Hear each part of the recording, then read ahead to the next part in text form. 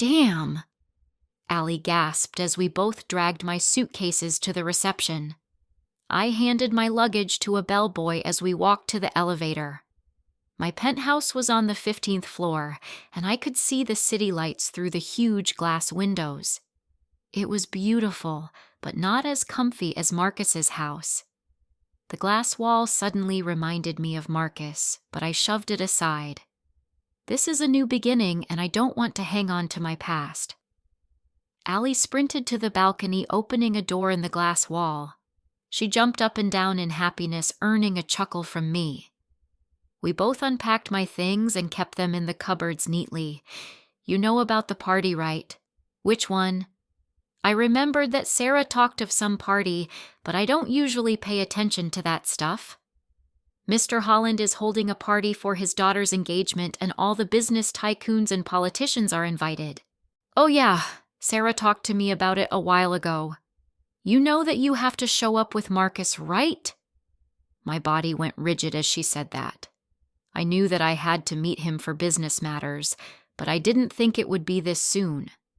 I had hoped to avoid him a little longer, but now it doesn't seem to be working out. When is the party? In 3 days. I inhaled loudly in frustration. I didn't know if I could handle my emotions if I see him this soon.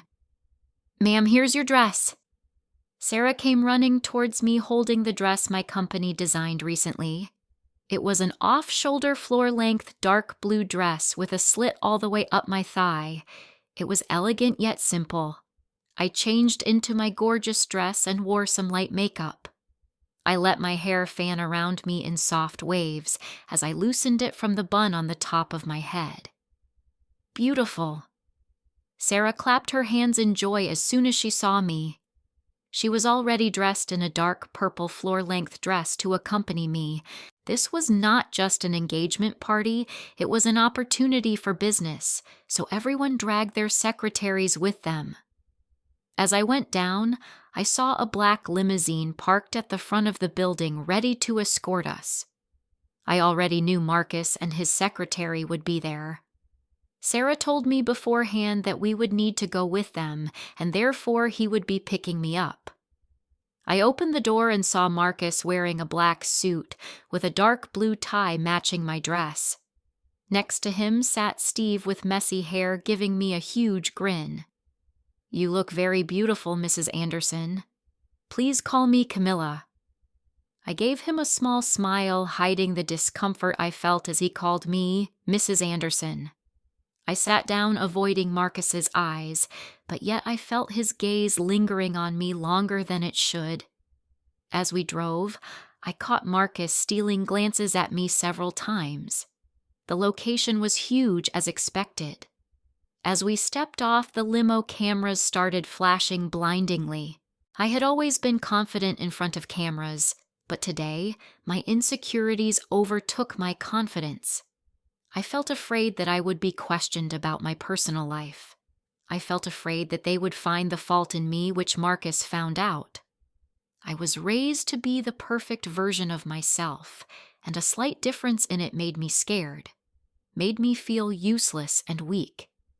My body started trembling involuntarily.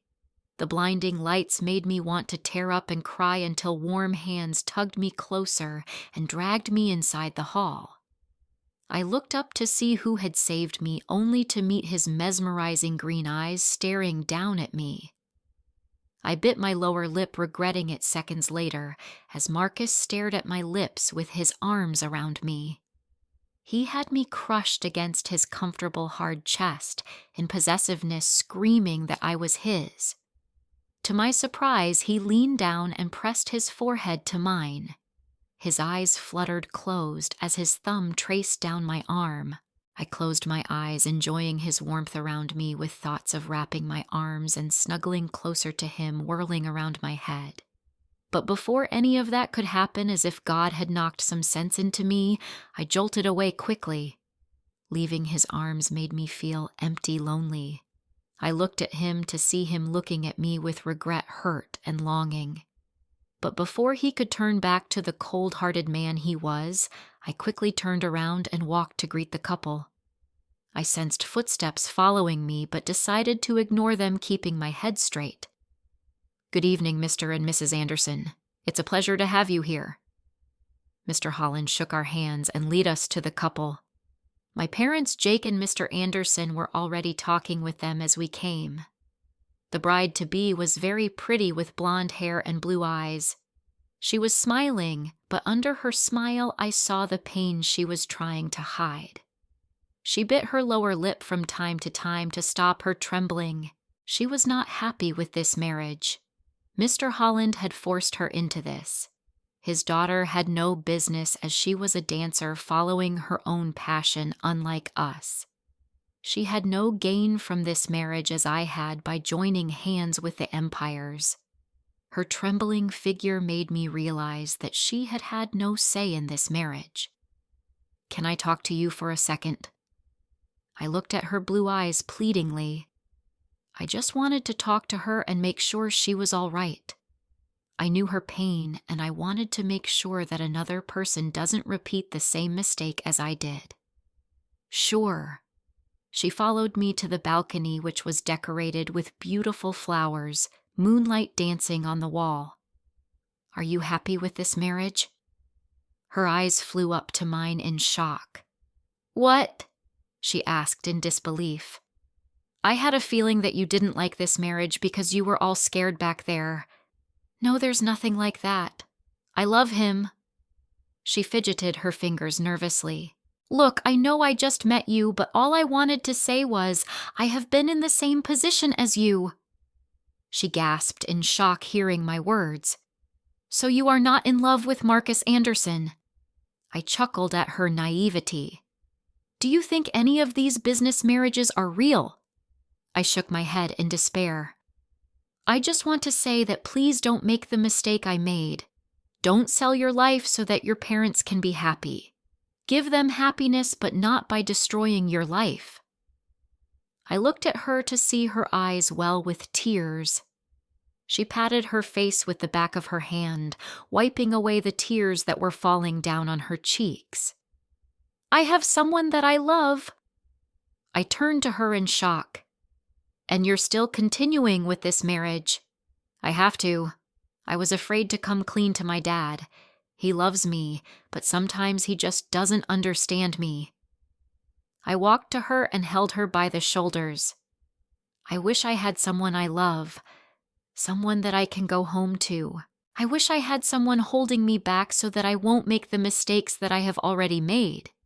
But you have the chance to change it. It's not too late." Her eyes shone brightly with hope as she hugged me and cried on my shoulder. I slowly wrapped my arms around her and patted her back while whispering some encouraging words in her ear. I looked back at the hall only to meet those green eyes as deep as the ocean itself staring back at me. Marcus was standing near the door leading to the balcony. I didn't know when he came, but his eyes said that he had been listening to the entire conversation. It was no joke that he was a piece of wood. He held so many emotions in his face, but yet all those emotions were unreadable. It changed from pain to sorrow to anger in an endless cycle. My gaze fell to his hands, which were holding 2 red wine glasses. But now his fingers were tightening around them in anger, as if he was ready to break them. His behavior today had shocked me in many ways. It was just days ago he told me to stay away from him, but now he is trying to act as if nothing happened. His demeanor has completely changed within these past few days. Some might say that he even misses me. But I know better. He is a cold-hearted man, incapable of friendship and love. With that, Marcus turned his back on me and left the balcony. I waited for a few seconds before untangling my arms from the girl and edging closer to the balustrade. Looking down, I saw my so-called husband leaving the hall in fury. It had been 2 whole weeks since I last saw Marcus. Unexpectedly, my everyday life had become much more boring since I left his house. Allie had kept company for the most part, but boredom was starting to get the best of me. My mom had called me several times, pestering me to know about my abrupt leaving, but I'd been very smooth in avoiding her until my mom decided to pay a visit to my office yesterday. Her bickering gave a headache to the entire office, which left me with no choice but to leave in middle of the day. So I didn't go to work today to save myself from any more humiliation in case she decided to pay another visit. I even told the security guards of this apartment complex to not let in a wild woman with eyes and hair like me. I was scrolling through the phone lying flat on the couch thinking of my exasperating life. And then my life got more irritating as the phone went dark with batter running low. How annoying. I tossed it to the armchair and rose to my feet, deciding to do something productive once in a while. It had been 2 whole weeks since I last saw Marcus. Unexpectedly, my everyday life had become much more boring since I left his house. Allie had kept company for the most part, but boredom was starting to get the best of me. My mom had called me several times, pestering me to know about my abrupt leaving, but I'd been very smooth in avoiding her until my mom decided to pay a visit to my office yesterday. Her bickering gave a headache to the entire office, which left me with no choice but to leave in middle of the day.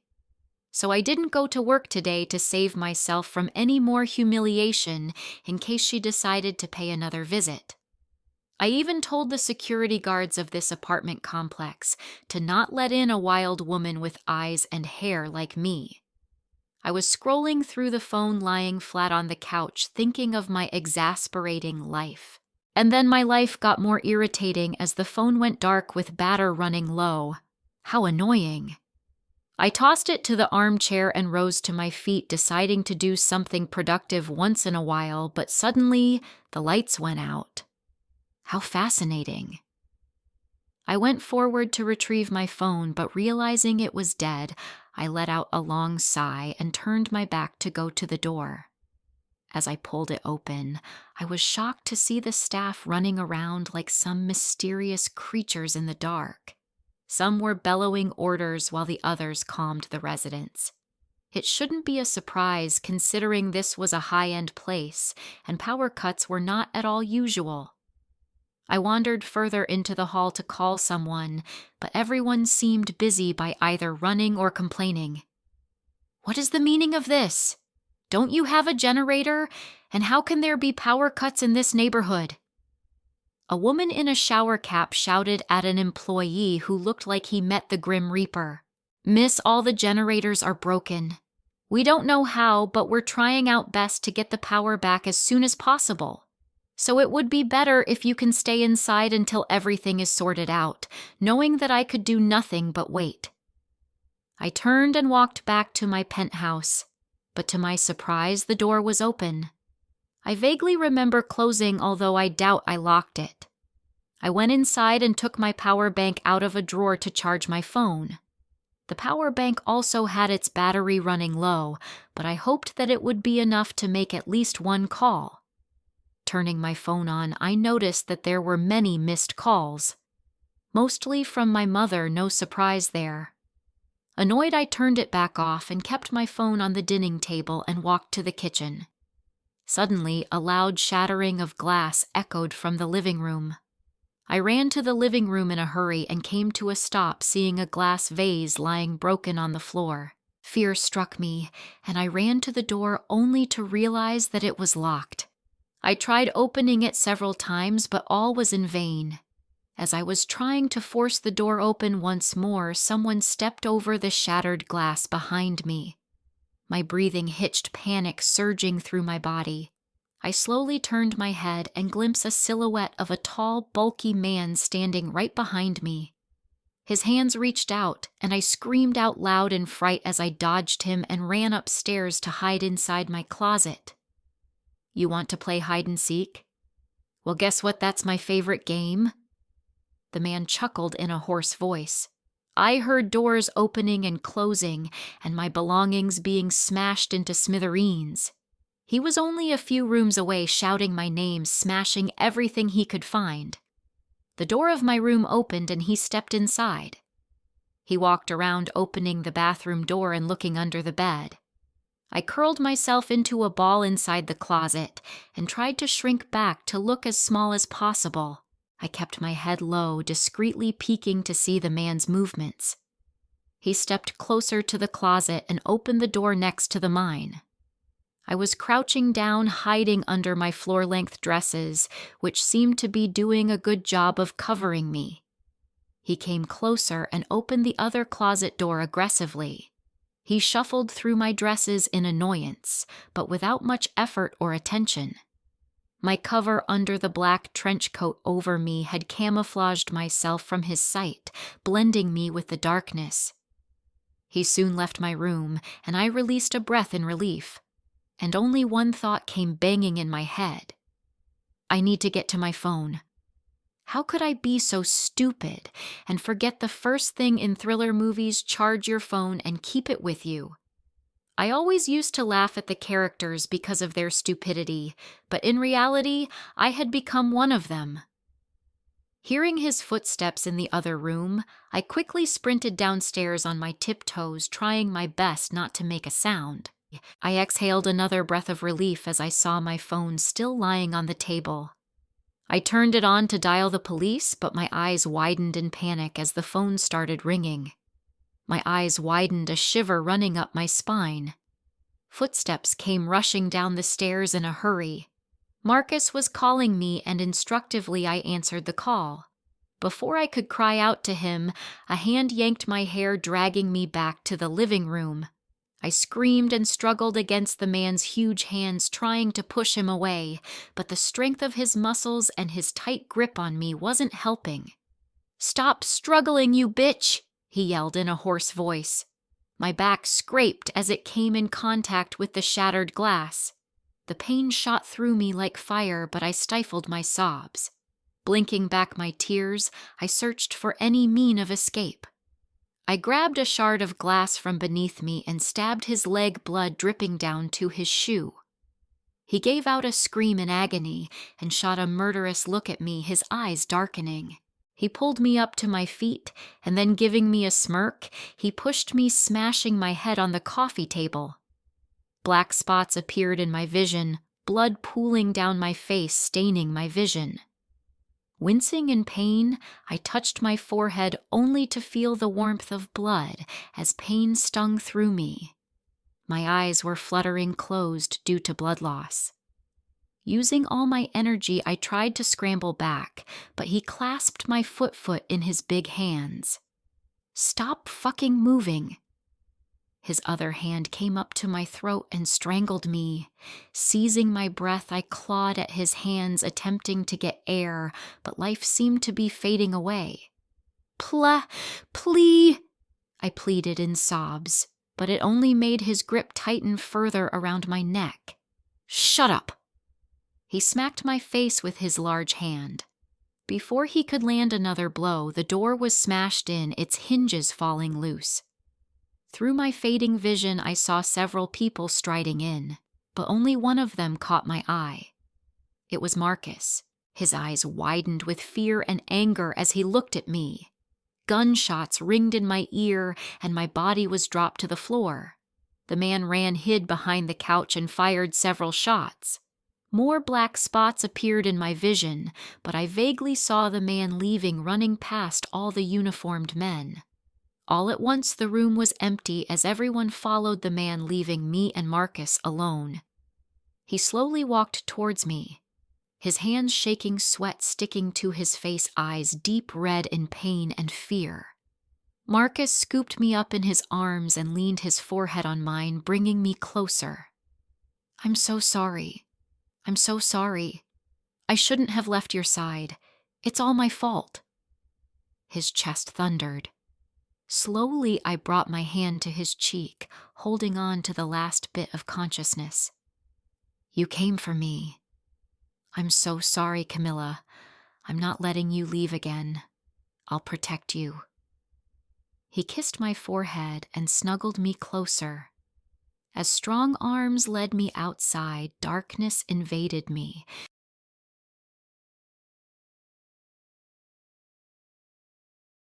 I will make sure to hand over the divorce papers to you within this year. So remember, this marriage will only last for another year, and after that you and I will never see each other again." I didn't mean to hurt her, but as her eyes brimmed with tears, my heart clenched in pain. All I wanted was to keep her safe. Her tears made me feel guilty of what I was doing. As I drove off, I felt my sister's eyes on me. She mumbled something to herself, but I couldn't care less. I dropped her off at her grandparents' house and left to see Camilla. Should I apologize to her? My mind was racing with different thoughts. I wanted to keep her safe, but hurting her was not on my list. I went back to our house in hopes of explaining the reasons for my actions. My past was not something that she should be entangled with. I needed to keep her away and safe. As I walked inside, Camilla sprinted down, dragging a suitcase with her. She had told me earlier that she would be moving out, but I hadn't realized that she would follow through with it. As she left, I waited for her to turn back, but she didn't, and I felt an unbearable longing creeping up my body. It had been 3 days. 3 days without her? I was confused with myself. I hadn't known that her mere presence had calmed me for the past few weeks. Since she left, my nightmares became worse. Madeline hadn't talked to me since she came back. She thinks that it was all my fault that Camilla left. To be honest, it was my fault. I was the one who pushed away, but ironically, I was the one who was suffering. She was nothing but a business deal, but that thought hurt me. She had been nothing but kind to me, and yet I had been the jerk I always was. The first night after she left, I thought that I could manage without her. After my nightmares came as usual, I went and sat in front of the pool, but for the first time in my life, the water didn't seem to calm me down. I trembled with panic, my hands shaking as I raked them through my hair. My nightmares flashed before my eyes, even though I was awake. I looked around to see if there was anything or anyone to help me. I looked around to see Camilla's room on the first floor. I quickly jumped up and ran to her room. Her scent was still lingering in the air. As I draped her sheets around me, my body started calming down. Since then, I had been sleeping in her room. Her scent reminded me of the night when she asked me if I was doing fine. Since then, those memories have been playing around my head each and every day, and I feared it. I couldn't get attached to her. I couldn't be this selfish to risk her own life for my happiness. I know I wasn't capable of loving anyone, and I would not trust anyone with my heart, but I felt a sense of responsibility towards her. I was overjoyed when Steve reminded me of the engagement party that I had to attend with Camilla. Her company made my suit matching her dress with the dark blue tie. I looked through the window and saw her walking towards the limousine. As she opened the door, her lavender scent invaded my nostrils. She was beautiful in the dark blue dress, her hair flowing around her shoulders. To be fair, she looked beautiful in anything. She avoided my eyes for the entire ride, even though I couldn't stop staring at her. As we arrived at the venue, she got out before me. I saw her trembling figure in front of the flashing cameras, and I felt angry at the reporters for scaring her. I had always been a stone without emotions, but she somehow found a way in. She was the only person in my life who had given me what I wanted. Those simple 3 words. I quickly tugged her closer to me and dragged her to the corner of the hall. I felt eyes on me, but I didn't care as Camilla was having a problem breathing. All I wanted to do was comfort her as she did to me. I pulled her closer to my chest, wrapping my arms around her. I caressed her arm and leaned my forehead towards hers. My eyes fluttered closed, and I enjoyed every second of her presence. But it only lasted for a while as she pulled back from my arms. Without looking at me, she turned on her heel and marched towards the couple. I slowly followed her to avoid frightening her. As I was talking to my father, I saw Camilla dragging the girl to the balcony. I picked up 2 wine glasses and walked towards them. They seemed to be immersed in conversation, and I had the urge to eavesdrop, but I soon realized that I should have minded my own business. Every word that left Camilla's mouth hurt me a lot more than I thought it would. I felt guilty. She helped me, but what did I do? I wanted to keep her safe, but I was foolish enough to think that she would not hate me for that. Emotions I hadn't felt in such a long time crossed my heart. It ached knowing that I pushed away someone who helped me. But was she only someone who helped me and nothing else? Are my only feelings towards her guilt and responsibility? These few weeks with her had brought a smile to my face, even though I was unwilling to admit it. My life had always been dull and boring. I shut everybody out, including her. But surprisingly, she was the only one I wanted to invite back into my life. The words I said back at the store only meant to keep her away, not to hurt her. Day by day, I was getting attached to her cheerful personality, and it scared me knowing that my presence could hurt her. I was angry at myself for hurting her. Just glancing at her conjured up so many emotions inside me. As I was staring at her, she caught my eye. Her beautiful eyes made me hate myself more as I turned back and left the hall. It had been 2 weeks since I last saw her. "Are you okay?" The words she asked me kept replaying in my head every time I thought of her. I hadn't known that those words I had yearned for so long could change my entire life. Nobody had asked me that, not even my dad after all I had gone through. My sister was too young to care about me, and I didn't want to be a burden to her. So I was all by myself even after the incident that wrecked my life. But I thought I was used to loneliness until Camilla came into my life. It was late at night, and I was still at the office, not willing to go back to my empty house. My phone vibrated with a message. I looked at it to see a message from an unknown number. "Your wife is very pretty." I panicked and called my security team instantly, which I had stationed near her building to keep an eye on her. Her safety was all that mattered. Sir, there's a power cut in the building. It's very unusual in this neighborhood. Something is wrong." "Where are you?" "We are in the underground parking lot." "Will you be coming, sir?" "Yes, wait there." I took my coat and dashed to my car. As I neared the building, I saw my men running towards me. I tried calling Camilla a few times, but her phone was off. "Sir, should we go to her penthouse?" She wouldn't like me showing up out of nowhere, so I decided to call her again to make sure she was all right. This time she picked up. "Hello, Camilla. I heard an ear-piercing scream on the other end. Camilla's scream. My hand started shaking in sheer panic, and I dropped the phone. "Stop struggling, you bitch!" I heard a man yell from the other end. Anger started boiling inside me as I heard her cry. "Get the police now!" I yelled at my men as I sprinted inside. Some of the generators were already fixed.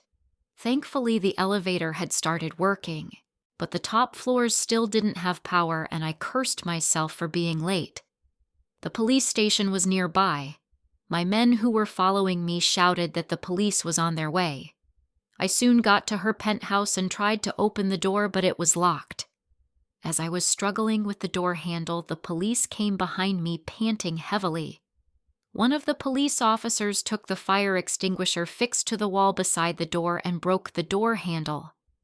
I quickly pushed myself inside, only to meet a horrifying scene. A man was holding Camilla by her throat, trying to slap her. My blood boiled furiously. I wanted to kill this man, but before I could do anything, the man shot at the police. They fired back but missed since he was quick.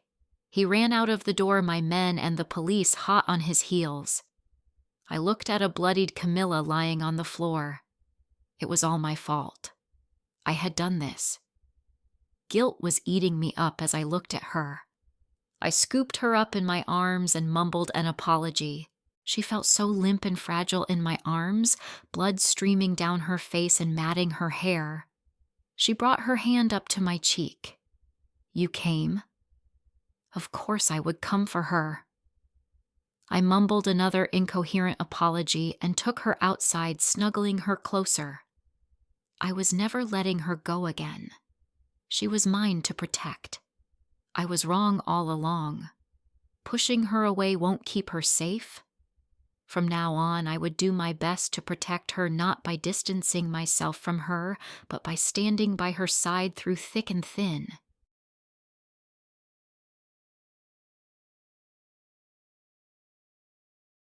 "She's awake." The voice was distant and fuzzy as I woke up. My vision blurred momentarily, the blinding white fluorescent lights burning my eyes. Slowly opening my eyes, I woke up to Marcus holding my hand while resting his head on the bed. I scanned the room and frowned in confusion. I was on a hospital bed, and a nurse was squealing in delight as I opened my eyes. I tried to get up but leaned back again as I felt a throbbing pain in my head. I glanced over to Marcus as he stirred slightly, but he didn't wake up. "What happened?" I asked, rubbing my eyes to clear my vision. "You were hit on the head. You have been in a coma for the past 2 days, and Mr. Anderson has been furious with the hospital. We are thankful that you finally woke up. I thought that I was going to lose my job." She touched her chest and exhaled dramatically. "He has been here." I stroked Marcus's hand with my fingers as he stirred again. "Oh, he hasn't left your side since he brought you here. He has been here all this time worrying about you." Her words surprised me. He was worried. Didn't he tell me to get out of his life? "Well, I'm going to get the doctor now." She clapped her hands, giving a huge grin, and ran out the door.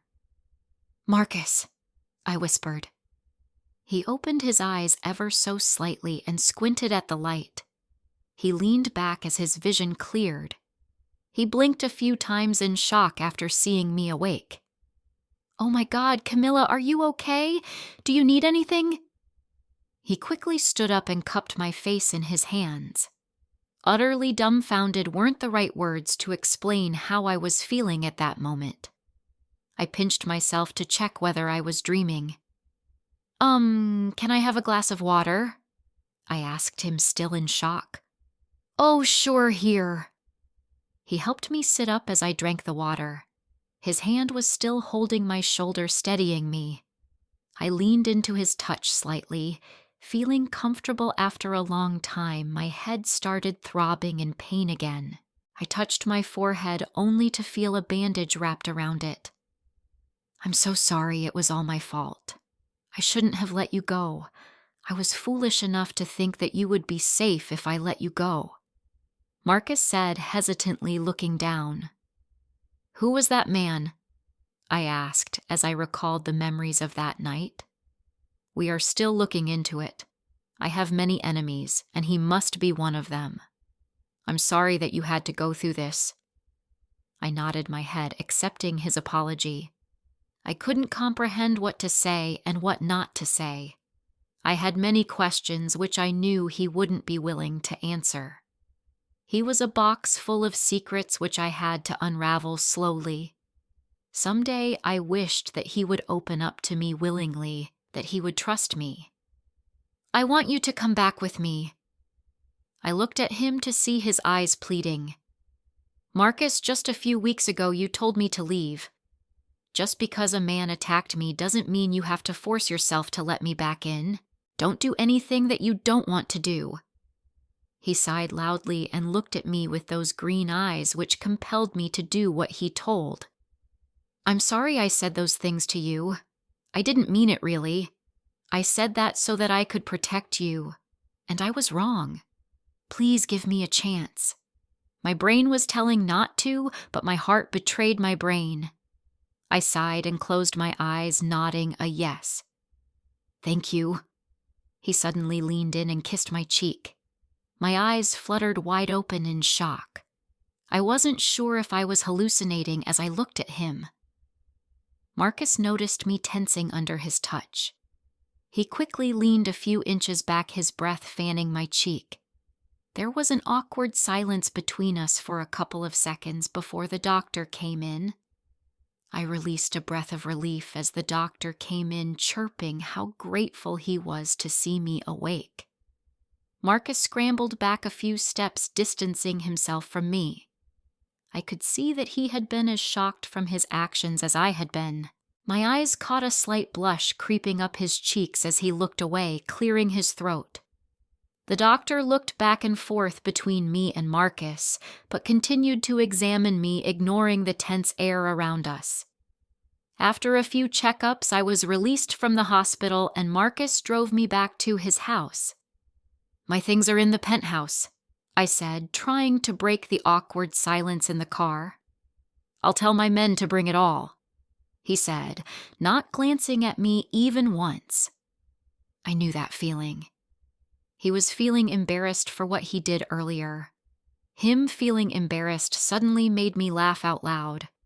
After realizing what I just did, I bit my lip, trying to control my laughter, and Marcus looked at me confused. "Is something funny?" "Oh, what?" "Oh, no. I waved my hand. "Just remembering something funny." After I got discharged, I went straight to my bedroom as I was beyond exhausted. Marcus told me that Madeline had taken a leave to calm herself down as she was mad at Marcus for letting me leave. I smiled at the thought. Madeline had always been nothing but kind to me. I liked her company in this empty house. She always cheered me up when I was feeling down. I opened my door to see a disarranged bed. I looked around to see if someone had broken in, but everything else was in place. It looked as if someone had slept on my bed. I quickly strode toward my bed, taking my pillow and sniffing it. I noticed Marcus's honeysuckle scent on my pillow. I frowned, confused. Why would he sleep in my bed? The door creaked open, and I looked behind me to see Marcus. His eyes widened as he saw my bed and me holding the pillow. He scratched the nape of his neck in embarrassment. "You slept on my bed?" I asked with my eyebrows raised. He stuttered, trying to give an answer. "You like my room? Did you sleep in here before I married you?" I bombarded him with questions, trying to figure out why he had slept here. Yes, I like your room. The trees are visible, can see a nice sunset.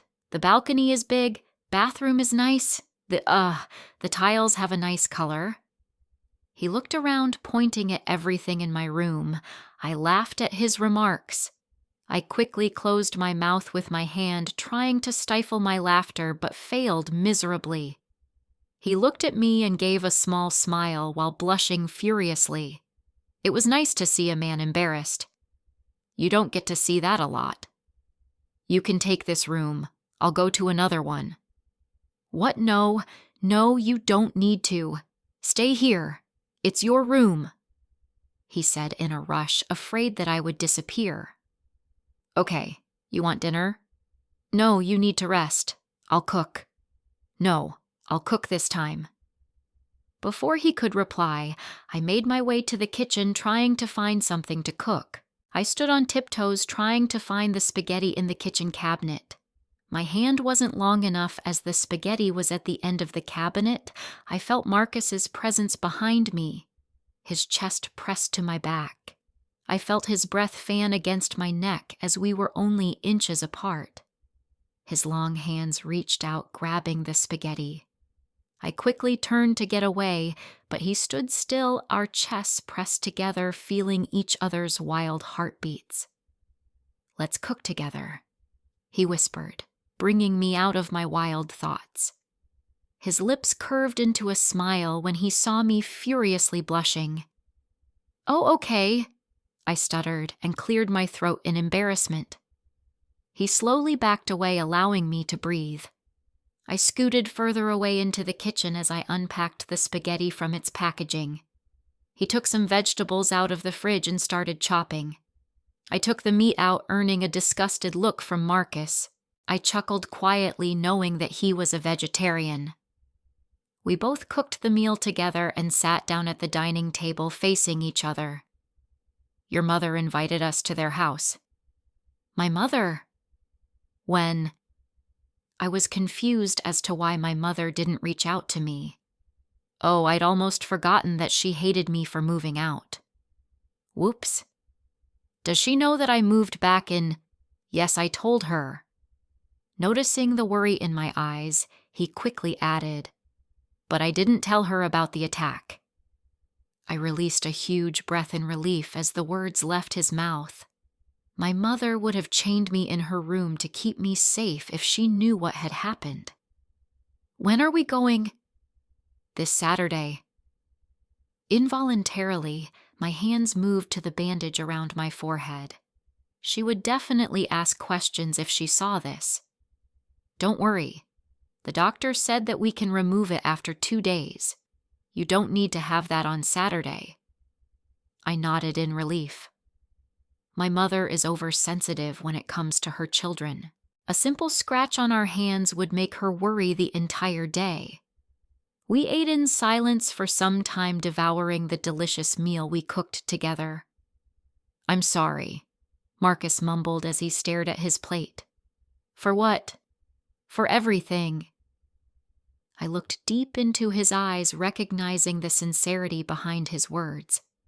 I didn't want to believe him as he betrayed me earlier when he pushed me away.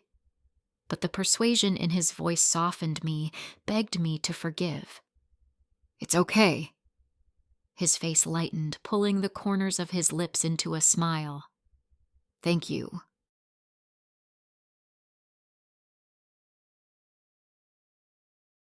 You went back to his house? I could picture Allie with an ugly scowl on her face on the other end of the line. Anger was evident in her voice as she spoke. I know you love me, I replied with a smooth voice, trying to diminish the igniting fire that I could sense inside her. Don't play that card on me. Do you even know what hard to get means? Haven't you watched enough romance movies to know that you should not give in without a fight? But he was so sweet. I mean, he's changing. I whined, trying to explain my situation to best friend. Oh my God, I think I'm having a fit. You are possessed. Allie breathed loudly as if she was really having a fit. Sweetie darling, I love you. See you later. I chuckled as I ended the call. I knew for sure that someday she would barge in at night and kill me. I didn't tell her about the attack. I didn't want her worrying about me anymore. She was a strong girl, but I unfortunately happened to be on her sensitive side. I was at my office relaxing after a long meeting. My bandage was removed today morning as I went to the doctor. Tomorrow I had to visit my parents, which I dreaded, knowing my mom would kill me.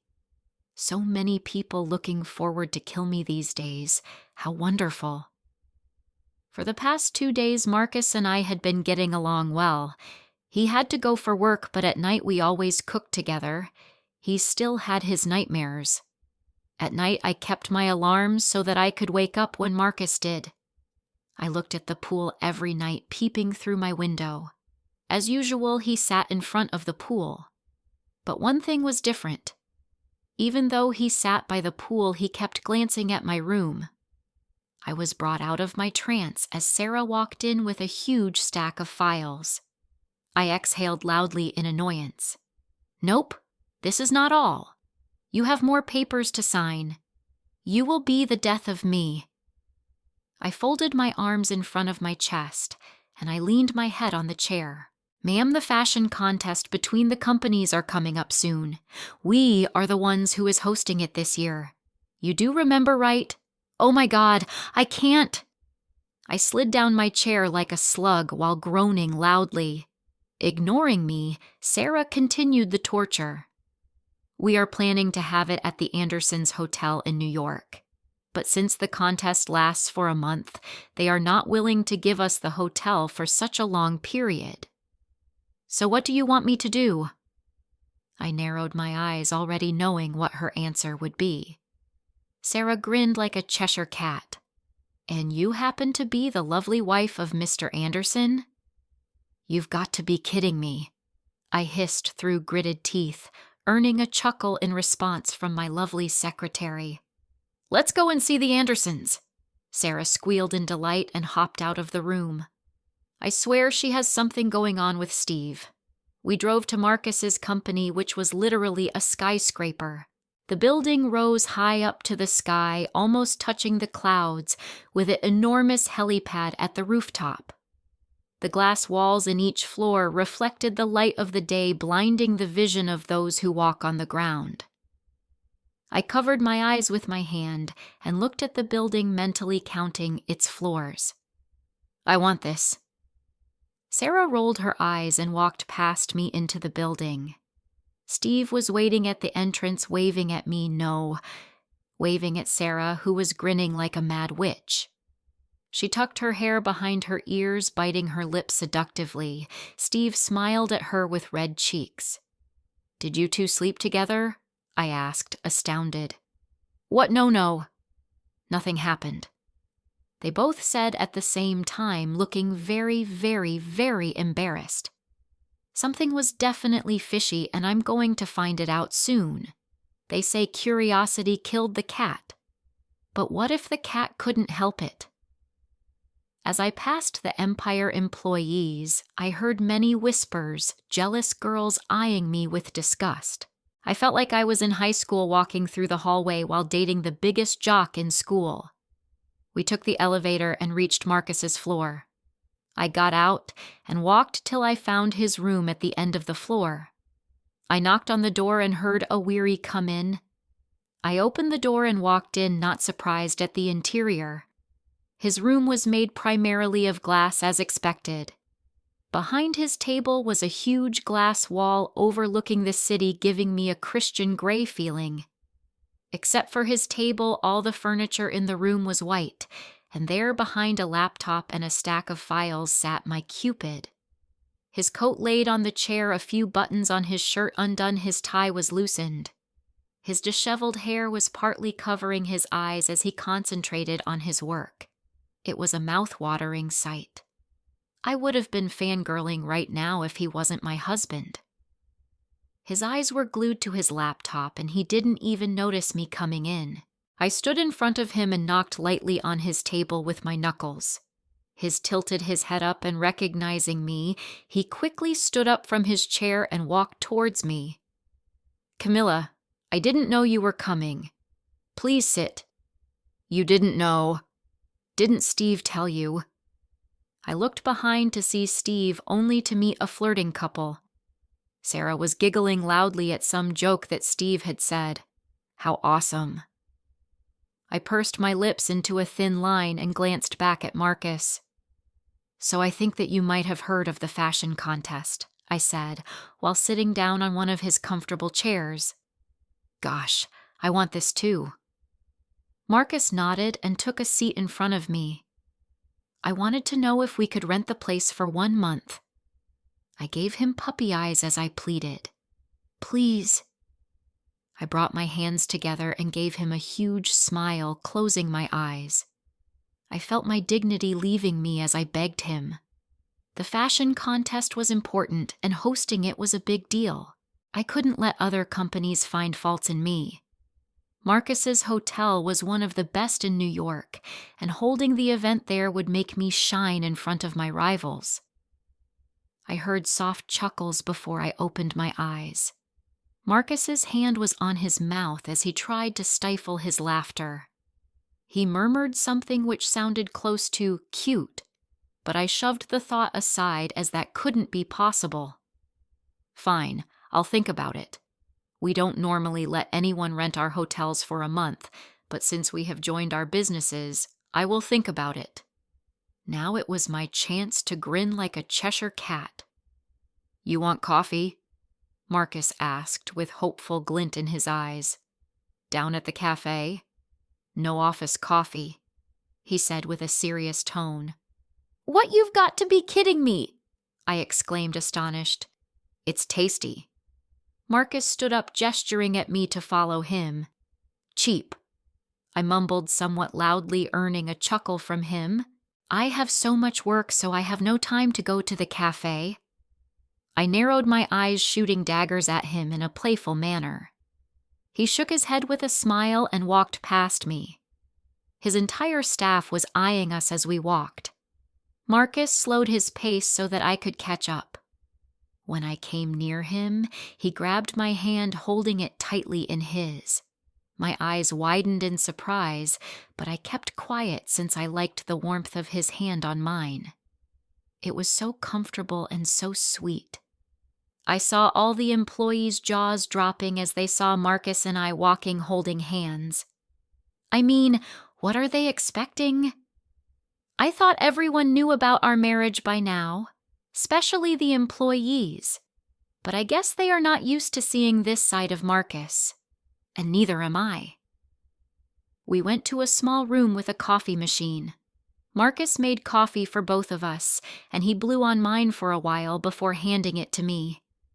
We sipped our hot coffee quietly, enjoying the taste and the comfortable silence around us.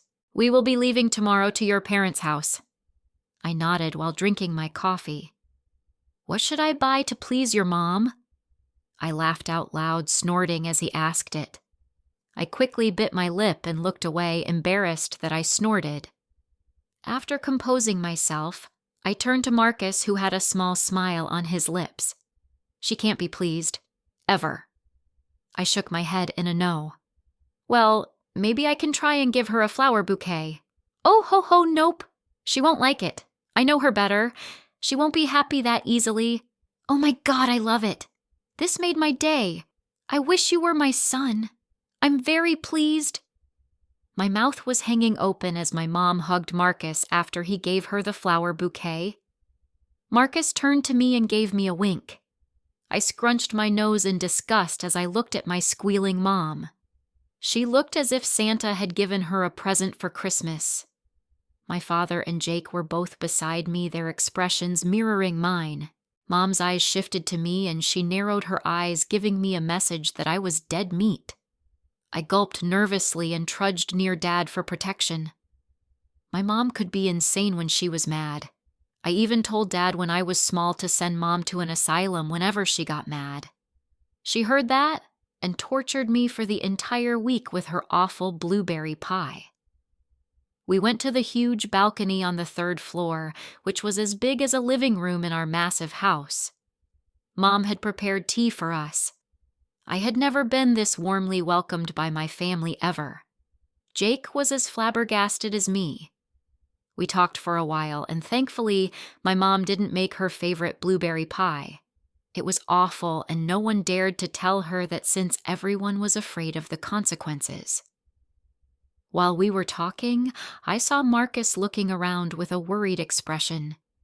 He eyed our house intently with a pained look, as if he was searching for something.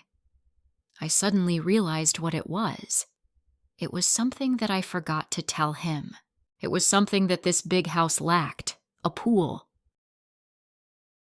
1999 Run. Run, Rudolph, Santa's got to make it to town. Santa, make him hurry. Tell him he can take the freeway down.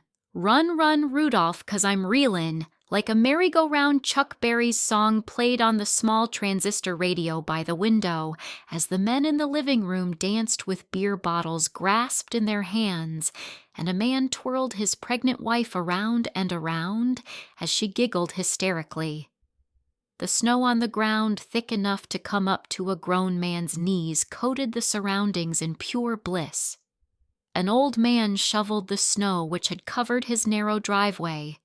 He waved his hand from the other side of the road when he noticed the small boy staring at him from the window across the street. The foggy window covered the bruises on his face as he smiled at the man. "Man, slow down, your wife is pregnant." The man chuckled in his raspy voice. The boy quickly leaned away from the window, hearing the voice he dreaded most coming from behind him. He slowly sat on the floor, bringing his knees close to his chest. He played with his hands, trying to stop the shiver running through his body as he heard her voice. "Let him be James. He's a loving husband. Isn't he?" He quickly shifted his body, hiding behind the enormous Christmas tree beside him. His stomach growled in hunger since the woman had starved him for 2 days. She instantly turned her head and looked at him with fire blazing in her eyes. "Stop it!" she hissed through gritted teeth. He bit his lip to stop the sob trying to escape his lips. He felt blood as he bit too hard, and a single tear involuntarily escaped his eye. The music died, and he felt all eyes in the room on him. He tried to shrink back, but 2 large hands lifted him by the shoulders and dragged him out of the corner. "Well, James, I have a surprise. I found this at the post office." Kyle opened an envelope and took a small yellow paper out. The boy's eyes widened in fear as he recognized it. This was put into the mailbox without a stamp. "Consider this as my Christmas present." He nudged James's shoulder with a smirk as he opened the piece of paper to read it out aloud. "Dear Santa Claus, please take me far away from this house. I can't live here anymore. Take me with you. Sincerely, Marcus Jones." James's eyes gleamed wickedly. His lips twitched into a small, playful smile. Tears were streaming down the boy's eyes as he looked at their housemaid Barbara for help. Pain and regret flashed across her eyes as she looked down, trying to hold in a sob. "What do we do to him now, James?" Logan grinned widely, eyeing the boy. "The usual," the raspy voice replied with a hint of mischief. "Oh, please, Irene is pregnant. Go and do it somewhere else," the woman ordered them, pointing at the door. "Sure, my lady." With that, they took the boy to the cold room down in the basement. 2 men kicked the boy down the stairs, chuckling loudly. They punched him in the face until his bruises resurfaced with more blood pooling out than ever before, kicked him in the gut until he screamed in agony, begging them to stop. "Mom, please help me, Mom. Marcus, wake up, Marcus. My mom almost drowned in a pool when she was little. Since then, she has feared them." I told Marcus, explaining the reason for the absence of a pool in this massive house. I kept my hand on his, reassuring him, and he looked at me with a slight fright evident in his eyes. "I'm sorry you had to come. Let's leave before night." I spoke with worry. "We don't need to. I'm fine. Don't worry." He held my hand and gently squeezed it. "Camilla, we had your room cleaned. You may go and rest for a while since the sun is also setting. Dinner will be ready at 8. My father spoke after noticing the tensed air around us. We walked upstairs and went into my room. I closed the door and made sure it was also locked. Marcus sat down on the bed, his fingers tapping his right knee. As I turned around, he stood up. "I'll go and take a shower." He wiped the sweat in his forehead and took his clothes before walking into the bathroom. Resting my face on my palms, I cursed myself for being this foolish. I looked around and noticed that my room hadn't changed a bit since I had left. My plain white walls matching my white sheets and white couch and the dark carpet covering the floor. Small plants sat by the window, adding a touch of greenery to the room. A black swing chair hung by the window on the wide balcony, which had a long railing embedded with vines sprouting purple flowers, revealing a captivating sight. After a while, the bathroom door opened, and Marcus came out wearing dark shorts and a white t-shirt. He looked more relaxed as his eyes scanned my room properly for the first time. "Your room is beautiful." "Thank you." I looked at him with a hint of sadness. He noticed and gave me a reassuring smile, telling me everything would be all right. After relaxing for a few minutes, we both went back downstairs. As I was taking the steps down, a rich aroma of food invaded my nostrils. I looked down over the railing and gasped in shock. "Mom, you only have 2 guests, not 20, I yelled in horror. "Oh, come on, my boy needs to be healthy," my mom called out as she arranged the table. "I'm healthy," Jake replied, looking at himself confused. "Who's talking about you? I'm talking about Marcus." Mom rolled her eyes in annoyance. I turned my head as I heard a small chuckle beside me. My lips curved into a small smile, seeing Marcus relaxed. His hair was messy, and it made me want to run my hands through it to see how it would feel. He caught me staring and raised his eyebrows. I shook my head and gestured at him to take a seat at the table. We took our seats, and I ate in silence while my parents talked with Marcus about business and what hilarious things I did when I was a child. It was so embarrassing, but fighting for something over my mom was just as good as calling death. So I gave up. Jake was sitting in front of me, his eyes slowly closing in boredom. I kicked his leg under the table to wake him up. He suddenly stood up with a start, looking shocked. What? He looked around alarmed. Everyone laughed, and he narrowed his eyes at me. "Jake, don't cause a scene. Sit down," Mom ordered angrily since Jake was ruining her perfect dinner. "When will you ever grow up? You need a woman. Prepare yourself for a marriage." 49. My brother's mouth opened wide, shocked after hearing Mom's threat. I nodded my head in agreement, earning a glare from Jake. After dinner, we both went to my room. I changed into shorts and a t-shirt, getting ready to sleep. Marcus was already on the bed, so I took one of the pillows and a sheet from the cupboard and walked towards the couch. "What are you doing?" I turned as he asked me. "Going to sleep," I said in an obvious tone. "On the couch?" Marcus raised his eyebrows in confusion.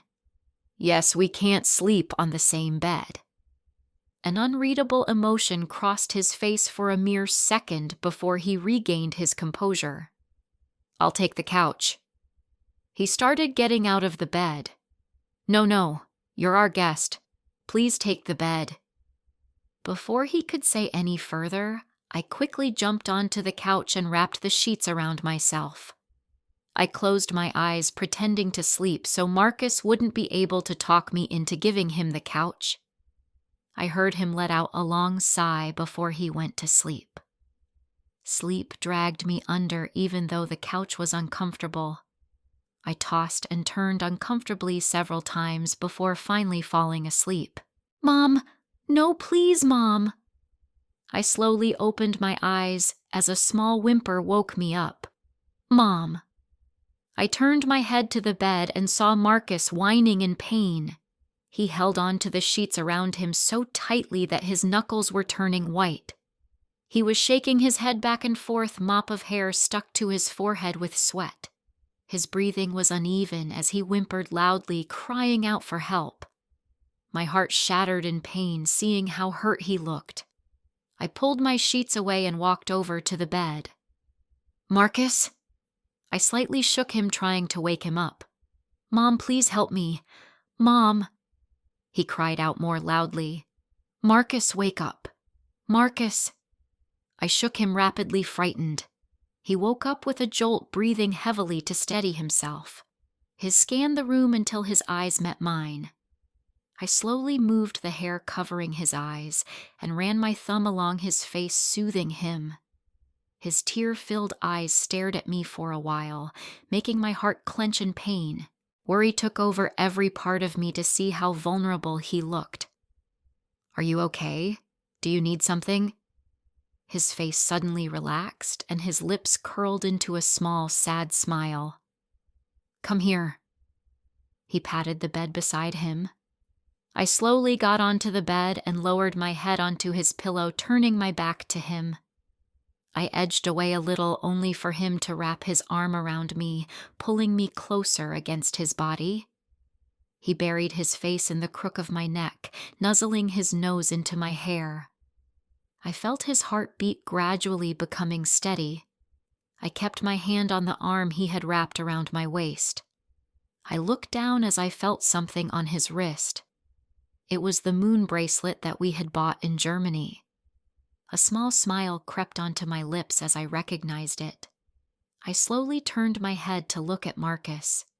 He was staring at me with a glint of happiness in his eyes. I gave him a small smile before snuggling closer to him, making myself comfortable in his warm, strong arms. I felt a sense of protection and security in his arms that I had never felt before. This thought made my heart flutter slightly. We slept peacefully through the night, reveling in the blissful warmth that enveloped us as we held on tight to each other.